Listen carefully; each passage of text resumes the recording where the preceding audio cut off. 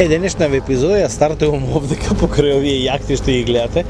Маската имам во рака, морам да ја носам. Среќа што нема никој околу мене, инаку задолжително на сите фери, на сите бродчиња, катамарани, без разлика маската е задолжителна.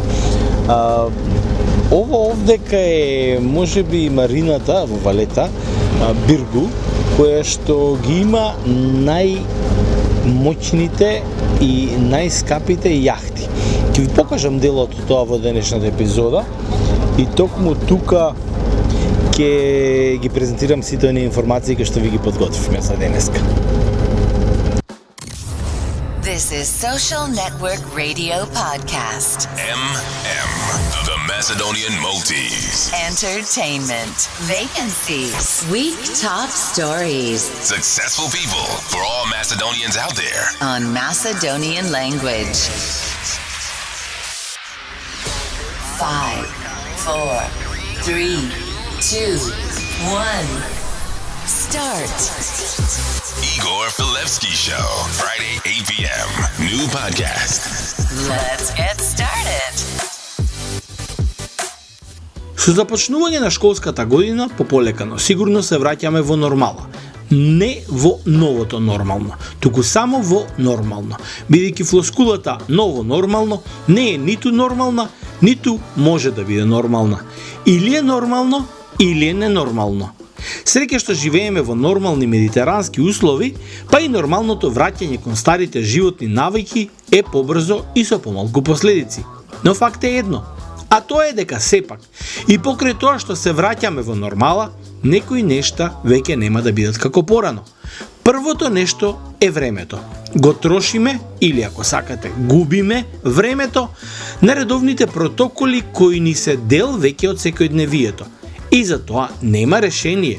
Губиме или трошиме време на ставање и вадење маски, дезинфицирање на раце по 100 пати дневно и ако пресметаме во минути, тоа секако ќе биде по 30-тина, а можеби некогаш повеќе минути секојдневно. Време кое досега не го зафаќаше нашиот слободен простор. Маските, ракувањата, гушкањето со помалку блиските и така натаму веќе стануваат дел од новото време. Тоа се веќе стандардите кои добиваат нова димензија во нашите животи.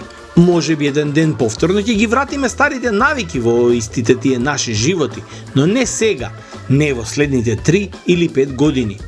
Ако земеме предвид дека и за време на шпанската треска луѓето носеле маски, држеле дистанца и избегнувале групирања, па ете ние потоа живеевме во век каде сето тоа беше искоренето, веројатно истото ќе се случи и подоцна од денес, но многу подоцна и не знаеме колку ќе се чека на тоа. Но ако резимираме, секако дека ќе мора да се сложиме дека сепак COVID-19 промени нешто трајно во нашите секојдневија, без оглед дали тоа ќе го прифатиме или не како факт. Igor Filevsky Show, Friday 8 p.m. New podcast.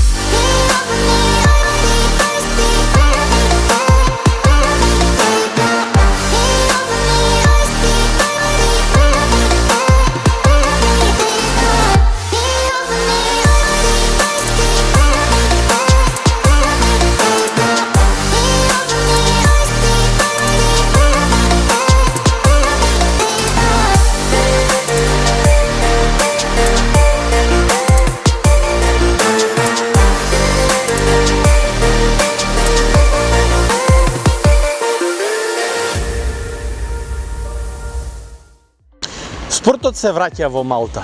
Веќе започнаа сите надпревари од премиер лигата, започна и женската лига оваа недела. Започна и младите категории. Добро е тоа, но иако УЕФА дозволи да се игра со 30% од капацитетите на преполнетост или исполнување на капацитетите на стадионите, сепак Малта одлучува, како и секоја држава нормално, во однос на своите протоколи и во однос на безбедноста во ваква ситуација, дали ќе ги полни или не. Се случува да има по 50 до 100 навивачи од едната или од другата страна на некој од стадионите, но во оние помали категории како да нема ковид. Таму нема ни контроли, нема ни мерење на температура, нема ни маски, нема ништо. Но веројатно така е секаде ни светот. Интересно беше што оваа недела играше Малта против Гибралтар и бидејќи сето тоа се следеше под обсервација од УЕФА, одеше преку телевизиските медиуми, некако како да сакаше да се покаже дека оние контроли се на високо протоколарно ниво. Така ќе продолжи. Ние нормално ќе ве информираме, ќе ве известуваме за ситуацијата што ќе биде во спортот и понатаму, а посебно ќе биде атрактивно, тоа ќе го стартуваме од наредна недела, македонците кои што се тука во клубовите кои што играат во малтешките првенства. Го имаме и најмладиот фудбалски голгетер во една од категориите во малтешкиот фудбал. Ќе го видите и него. 5, 4, 3, 2, 1. Start. Малта и Гибралтар го изигра својот пријателски надпревар во рамките на УЕФА и двете репрезентации се дели од Лигата на нации и од сите официјални надпреварувања под капата на ФИФА.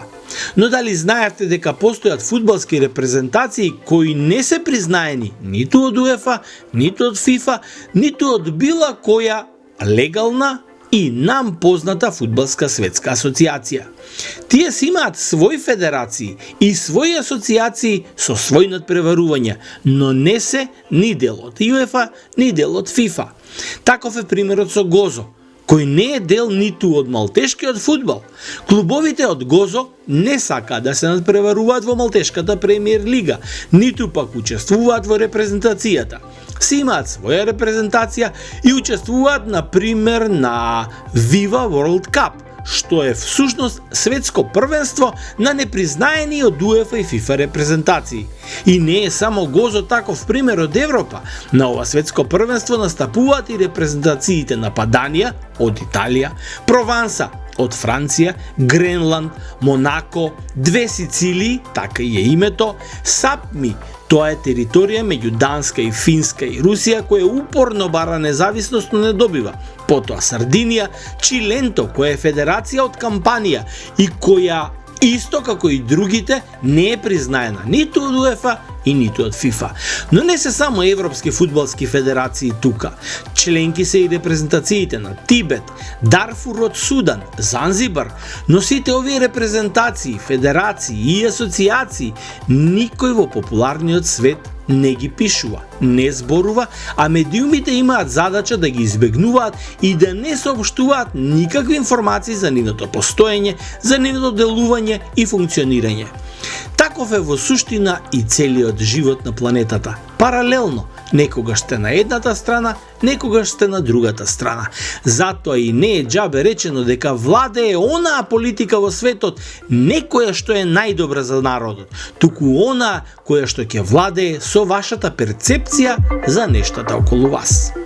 Successful people for all Macedonians out there. On Macedonian language.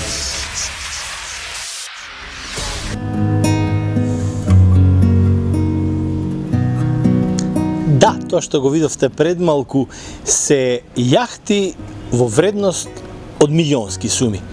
Овдека и се сервисираат некои јахти, не како оние сервис служби што ги има во пристаништето во Барселона, но овдека на пропатување по Медитеранот секако дека застануваат.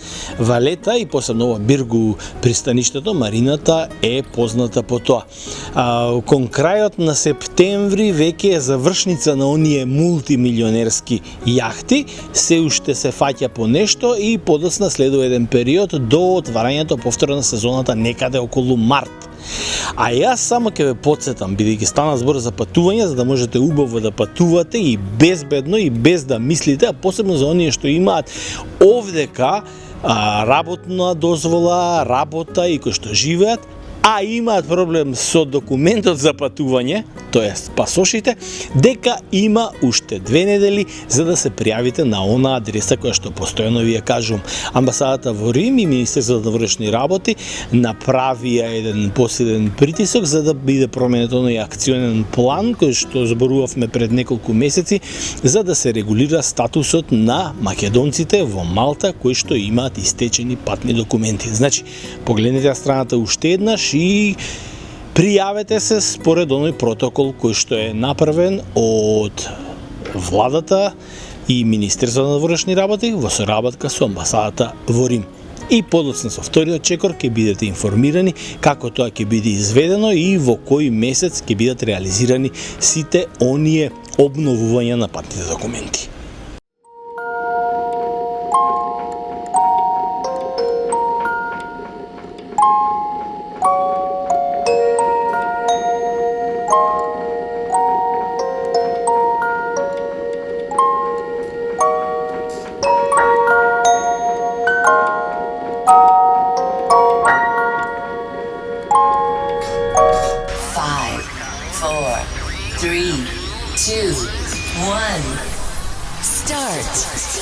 Бидете секој ден на нашата Facebook страна од понеделник до четврток, 4 дена со 4 термини ќе бидат конечното решение. 4 конечни решенија во интервалот 4 недели ќе ве донесат до финалната дестинација, локацијата каде што ќе треба да го пронајдете пликото кое што ние ќе го скриеме на некое интересно скришно место. 5, 4, 3, 2, 1. Start. Денес на отварањето на пликото кој беше поставено во винјакурт кулата, имав помош од мојот втор асистент. Лесно беше местото овој пат за откривање, но факт е дека никој не ги спои во решение 4 неделни асоциации: милја, пирати, тврдина и кула. Тоа значи, сега внимателно слушнете го и прочитете го прашањето и кој прв ќе го одговори точно на линкот каде што е оваа епизода постирана на нашата Facebook страница, ќе биде добитник на подарокот и нека му е честито. Значи, следете внимателно. Сега.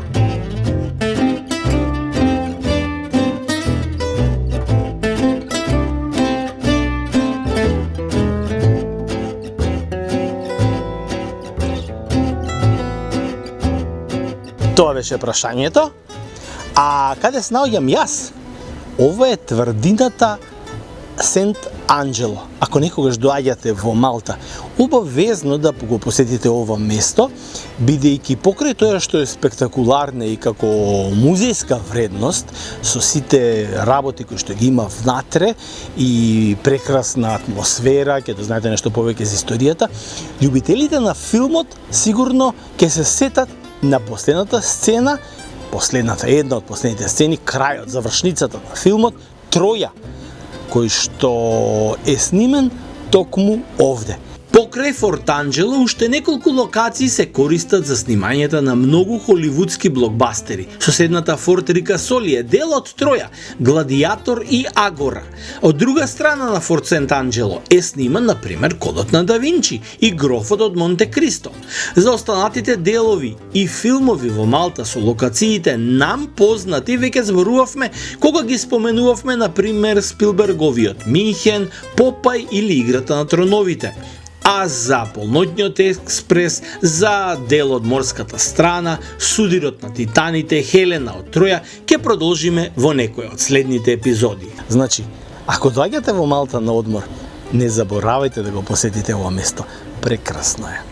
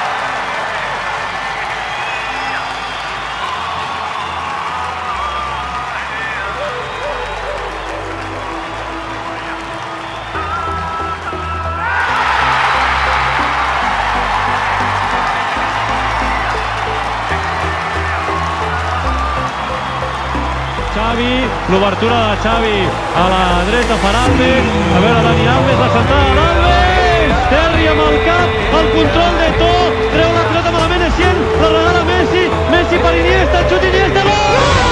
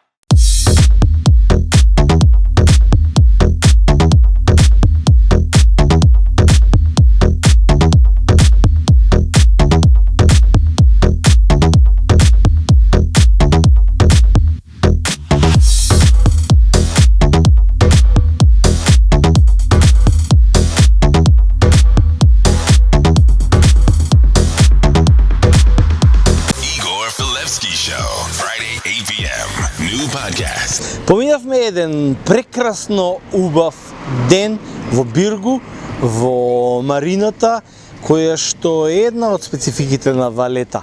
Дел од оние три града, или популарно или три сити. Останува уште простор за in и out. Новата рубрика која што ја стартува в минатата епизода. Што во изминативе 7 дена сметаме дека е позитивно, а што негативно на островот. Ние ќе поуживаме малку во зајди сонцето и во ноќта, бидејќи сосеме друга спецификата на овој простор од островот и спецификата на самиот град. Една романтична, убава, прекрасна атмосфера од Валета, поточно од еден од трите града, Биргу, каде што поминавме денеска.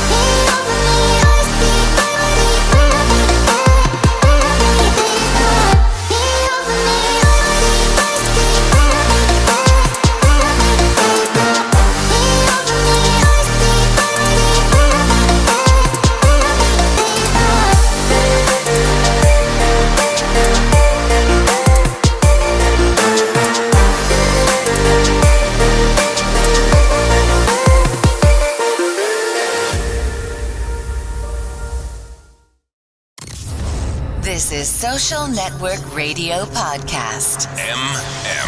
The Macedonian Maltese. Entertainment. Vacancies. Week top stories. Successful people for all Macedonians out there. On Macedonian language. 5, 4, 3, 2, 1. Start. Igor Filevsky Show, Friday, 8 p.m. New podcast. Let's get started.